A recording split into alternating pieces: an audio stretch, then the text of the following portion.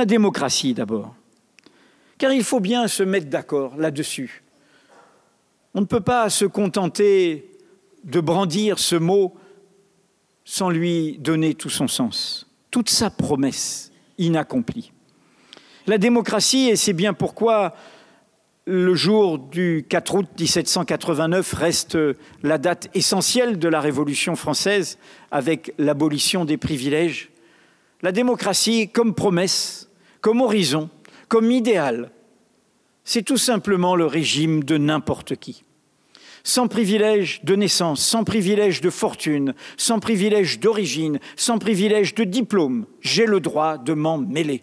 J'ai le droit de m'exprimer, j'ai le droit de participer, j'ai le droit de voter, j'ai le droit au scandale d'être candidat et j'ai même le droit d'être élu, sans privilège de naissance, de fortune, d'origine, de diplôme. C'est évidemment un scandale vivant qui aura toujours devant lui de nouvelles oligarchies naissantes. Des oligarchies de la naissance, de la fortune, du savoir. Des oligarchies peut-être pleines de bonne volonté, parce que j'ai du savoir, j'ai de la connaissance, donc je sais mieux que le peuple ce qui est bon pour lui. Mais d'autres aussi, j'ai des intérêts à défendre, j'ai de la fortune, j'ai des moyens, je saurai mieux que le peuple ce qui est bon, non pas pour lui, mais pour moi. Et donc, nous sommes dans ce défi permanent. Est-ce que la démocratie, c'est en effet cette vitalité du n'importe qui, ou est-ce que c'est en permanence la confiscation de cette volonté collective, de ce peuple souverain composé de ces millions de n'importe qui par ceux qui s'en prétendent dépositaires? Vous voyez bien qu'en disant que l'idéal démocratique, c'est cela, on inclut immédiatement dans la question démocratique, non pas une question abstraite, désincarnée, mais toutes les potentialités de la question sociale. Parce que si l'on dit que c'est le n'importe qui, que j'ai ce droit parce que hommes et femmes, nous naissons libres et égaux en droit, que j'ai ces droits d'emblée et que je dois les inventer, les créer en permanence. Cela veut donc dire que dans notre devise républicaine, le mot-clé, c'est celui du milieu, celui qui fait pivot, celui qui fait mouvement.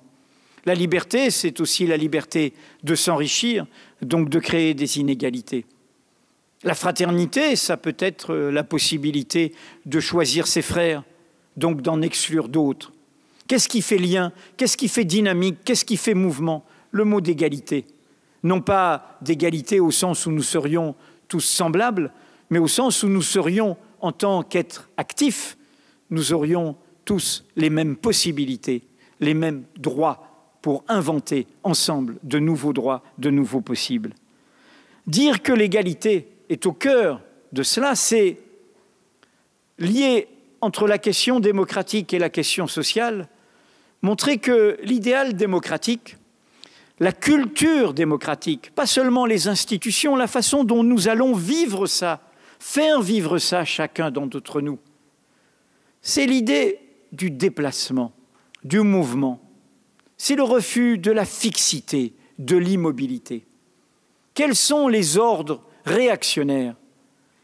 Les ordres qui nous contestent ce mouvement et qualifient ces mouvements de désordre et sont prêts à les faire taire au prix d'injustices renouvelées.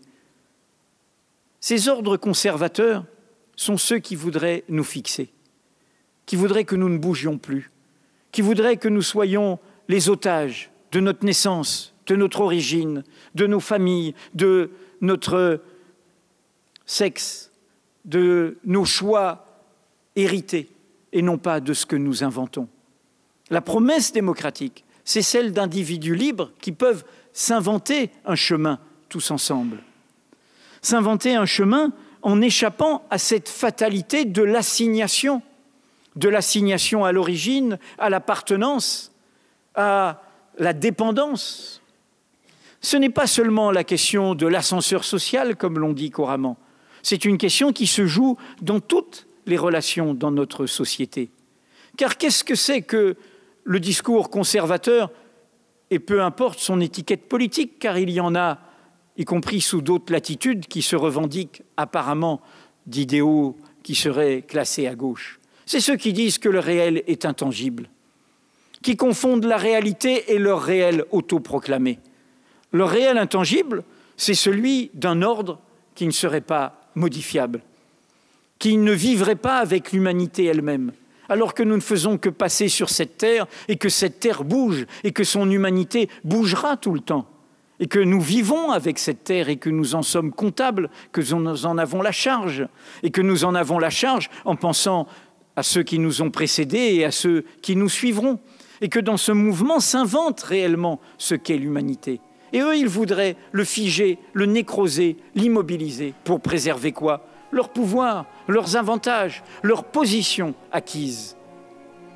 Et donc c'est cela, la radicalité, au sens originel du mot, prendre un problème à la racine, la radicalité de l'idéal démocratique. Et c'est pour cela qu'il n'est pas derrière nous, qu'il est devant nous.